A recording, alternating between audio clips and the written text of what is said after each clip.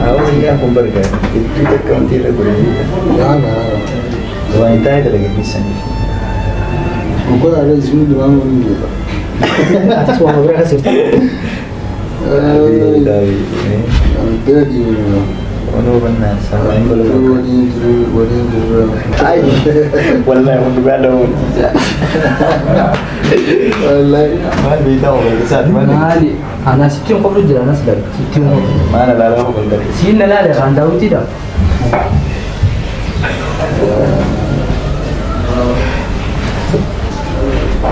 Nagar.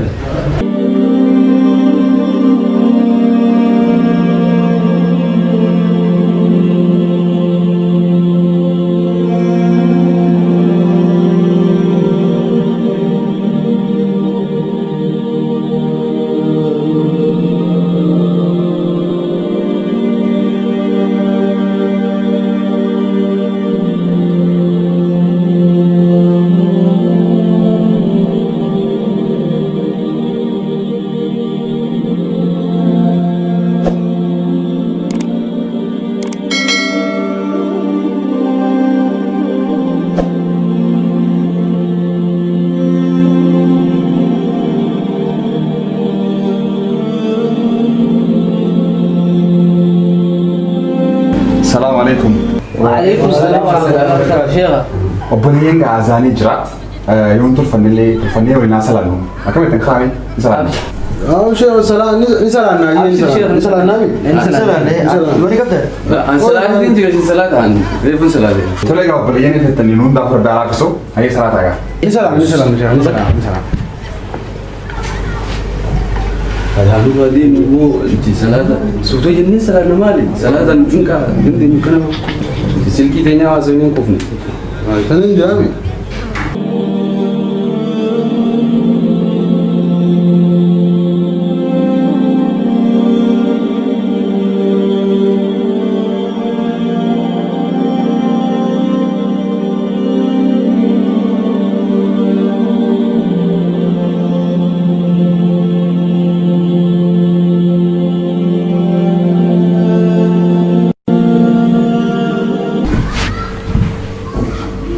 Ijoollee salaatanii?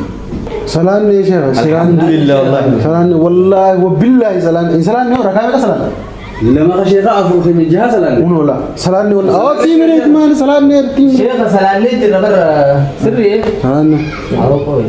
Maashaallah gaa baga salaatanii ani leen tilmaaf hin ture. Gabboofiin deemaa nagaan tura gaariye. Nagaan la. Hai Syekh. Duku mana fiden du finga. Ajaib. Maal jeesa? Maal jee? suta inni mo corona ni kabamini je corona nutti fidden du fini inni Syekhan corona nutti fidden du fini Isaa jaani. sajjan Sheekharra kalla daawat. Bagus nurlah. lagan dote lagan dote corona Akan tim bisa itilallabin. Jadi nak kasih galap. corona sheyni fide nangala yidana khayti kadisu tamam sigalemi Sadi sini tergagal ini. ewa alhamdulillah rabbi Akan bisa dubi Syekh atau nak beratan. an shekha ina corona hanu fidu mo isu makabran jurumo Ani wanuman jauh numbe. Tak kesalah. Maal jee hojii amma soo? ya rabbi khiye sheyni corona icho binens corona nutti fide hindu fini isan nu fida bol ewa sigalemi Galeen. ya rabbi akasila An dubi sana. an shekha mal beta gisfeni malit an Ammo. ya rabbi bar malif beta sheni corona ne fida haninje khararati wogga shekha arkan شيخة وقا خررت أركن شيخة قافي قبل شيخة بر منام أني تو أركي شيخة بر أكن منام أني وأركي جا Manaama? إيه سنفار ابن في دنم Manaaba gisee to'anuu yaadani manaaba narkee baranu. يا ربي يونو إيجالي قالا هيا سوتا هذا منام Manaaba narkee. منام قافر دجي تيمي تيمو Manaam. أقوي أمامي منام أني واتي مجيد أكا قافر نبي يوسف زن الله تيني أتزن أكاست الله تيني أسنيات الله تيني أسنيات سنجي أسنجي سوشي شيخ حديثا مال شيخ هودا تبدا فاني شيخ حديثاتي مال شيخ أبو أكمل Aye dhugotti yaa sheekha hundaa dhiisimee kaartaa أبو دسني أسوس ناري قوي متى قبل تبدانيس hin fe'in hojii taphatanii Harami maasi silku maasi harami أيها haram salaatee reefu salaatee haa ta'u nama kaartaa maal jettan sa uma kaartaa sheekha daran gaaricha kana natti ulfaatu jira moo jaahana mataa ماليس way kanoo sagaleen isaa taatoo siin seentee siin nama baate suutu dubbadhu. sheekha qabaan hodhiis fakkaate taphatha waynuma burkine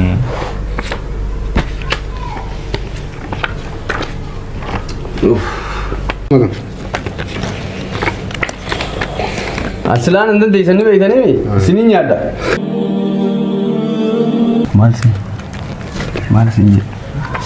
maal siin je Isaa hin asxaa isa duraanu. Aboo sheenii dhufee kan ulaa banu. Siin baana sheenii dhufee ulaa banu. sheekha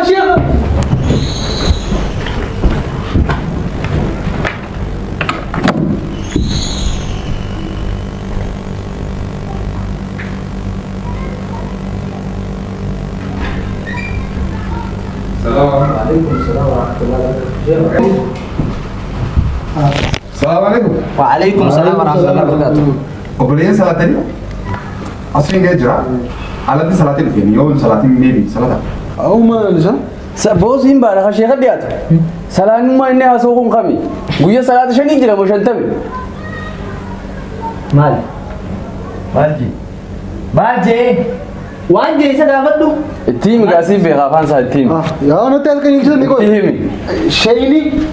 shayni gabboo salaat ol deebu salaat kana malee haasoo biraan qabu je yaa rabbi fahamsiisi yaa rabbi naa galee ajuu si galeemi Sammaan fudhatu. salaataa jee ammas maal Salaati kottu. Salaati. Salaatii jee shayini. Salaati. amma dhufee jiraami manaa baqiyyan itti yaa rabbi taa'ii mooti manaa moo soo tokko kaadhi jira biisu sanitti alaatti siyaatee duutaa taa'ii moo dhiisi manaa dhiisi haasirraa eewwaa Wayi magan. waltaanii eewwaa sanii miti qalleatti na nyaattu miti kabiraatiin argee akkasuma ta'a mana wajjin isa maandaa니 akkasuma ta'a sinjii as ishee cuqnii taa'ii moo dhiisee bakka abo eewwaa yaa rabbi Fixate. maal jette sa قبل أما من شيخ وني نقدر توف برد توتين يعني بس لا شيء ما الجان بيتا صلاة رب التفي natti himta booda ليه درا ستين برنسينو كلامه نجرو سوتا سيبنا صلاة رب التفي بودا جاتم بيتا صلاة نيسون قبري في دي بودا جات صلاة رب التفي بودا Isa dhiisi nutti himi isaani.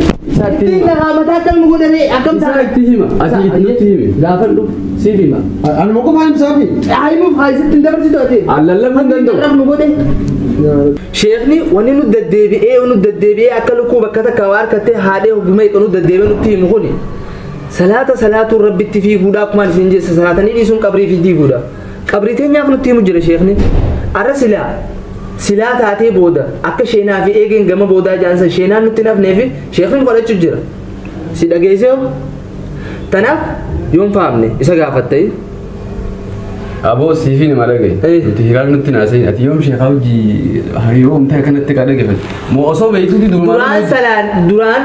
duraan qaraan nuti garuu immoo duraan san gaafa san warra duraan qaraana isanii dubbii kana dhagoo amma beekta barumsa silaa sheekni qabu kana yoo irraa fudhanne nu fayyada maaliif namni durri alaamee abbootii teenya haa ta'u warra ilmii baratan sheekaa hubatteenya sheekaa seenaa isaa gaafannu ilmii barachuuf laga meeqa cehee gaara meeqa bahee bu'aa bahii meeqa keessa dabreeti roobaa caama keessa ilmii tana ilmii ol gumee qatti ol deddeebi rabbiin bar quraana keessa gaafa sheekni baratu sammaa sheekni nu barsiisu sammaa jechuun ture ni beekta jazaa'un bimaa kaanuu yasma'uun hin jenni yaa'maluun jee malee tanaaf sheekni gumee maal jechuudha eessatti deemtan duboo dhuga baanaa garuu sheekha nu yaa'ime arraa nu gorsuu numa Waan atis fayyee dhuga qaba nu yaa'u sheekanii eenyina. Tanaafu ana caalaa sheekni waan xiqqoo nurra wayyaa ta'e jecha isarraa sarbumaa jira. Isa dhaggeeffanneeti sanboota karaa qajeellumaa deemnee yoonii fi karaa qajeellumaa raggaa. Akkas walii galleemi. Dhagee jira. Nutti kaasii dhagee jira. Allah kun orang gaafachuuf deema.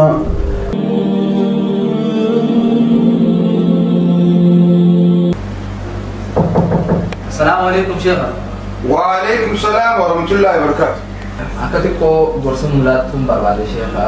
Ijoolleen si beektaa namoota akkanuma qalbiin hoggooyde tattaa'u jira. Sheekha maal jetti simani beektaa miti. Salaanni 50 ta'ee faanaan jaan beektaa. Ammaa fi Sheekha si bira dhufe. Duuba isinummaan an duraan fedhiin kiyyaa kanumaa maashaallah. Arra yoomiin gammadee miti arra gammachuu kiyya.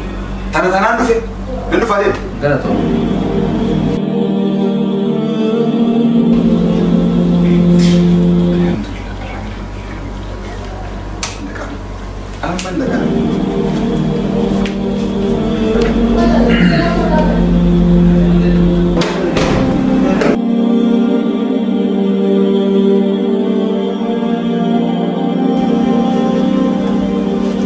Assalamu alaikum shawafi. Waalaikum salam warahmatullahi wabarakatuh. Singitun tahu arah gammachuu guddaan qaba. Arah gammachuu guddaan qaba. Arah wanni guddaan na gammachiise hedduun gammade maaliif yoo ta'e mana kana keessa hojii galla takka akkanumatti hojjettee nyiitu hin bahin. Sababa maaliitiif isinis gartee haala keessan irraa baqachuu keessan irraa kan ka'e. Ergama Rabbi sallallahu alaihi wasallam hidayah namaatiif hedduu yaadan. Halkan leelii keetii ummati chabaa ture. Sigale guyyaa qiyaamaatillee ummati jaa. Gaafa qabrii koollee ummati jaa. Akkana jechuun ta'u ummata keenya ta'u obboleeyyan keenya salaata isaanii irratti hiifachuu. Guyyaa qiyaamaa namni nama jiraachuu qaafama. Yoo Rabbiin mucaan kun takkaa salaata nuun kaafne ta'e ni himattan am deebisa maaliin qaba.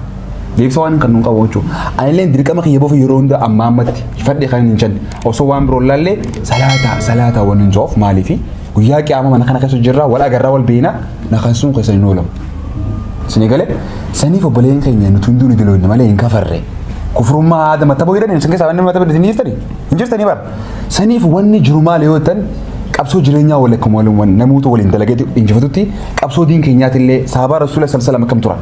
Dhaqanii ergamaa rabbiiti yaa ergamaa rabbii ayyul amal afdal dalagaa caaltu tamtu jira mee nuyi jaanii dhaqanii dalagaa bareeddu tamtu jira gizee jaan akka fuula keetiitiin akka amala keetiitiin seema. Yoo ti harabbaa keessatti kidima harabbaa keessatti dadhabina qabaate ummati khaddamuutu dalagaa caaltuudha jaan. Yoo immoo jihaada keessatti dadhabina qabaate karaa rabbi keessa qabsaa'utu dalagaa caaltuudha jaan.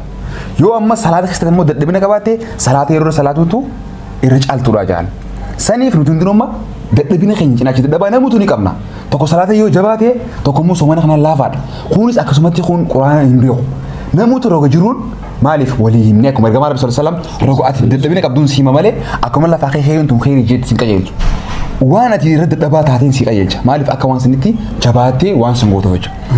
Saniif wanni jiru naal sin fakkaatu bileen keenya wal gargaaree diinni irratti wal gurfannee akka dandeenyu imaana keenya guyyaa qiyaamaa qof milkaafaa yaadnu addunyaa osoo hin ta'in Rabbiin addunyaa abbaa fedheefis ni kan abbaan fedheefis ni kan garuu immoo diin isaa nama fedhu qofaaf kan wanni Rabbi kadhannu maali akka Rabbiin gartee nu jaalati diin kan nu kan qofa kadhan tanaaf bileen keenya amma booda tokko taanee dooriin tanya takka taatee nyaanni keenya takka ta'ee maaddaan tanya takka taatee jechuudha sunnaa rasuula sallallahu alaihi wasallam hordofurratti nuti hunduu jabaachuu qabna obboleen keenya akkasii yeroon si yeroo koronaati duraan boojiftuu jira beekte ramadaana keessa gaanami sheekha yala dhaabbatee bo'aame abbara nama boojiftuu hin jirtu yoo rabbi foochi galii booyi har'a namuutu fatanaa mana guutu jira saniif gizee gabbaanullee gartee if eeggannaa mana keessattillee sirbi du'aayii godhannee afoonaa illaa mana keessattillee du'aayii godhannee haala gammachuutti mantaa godhu.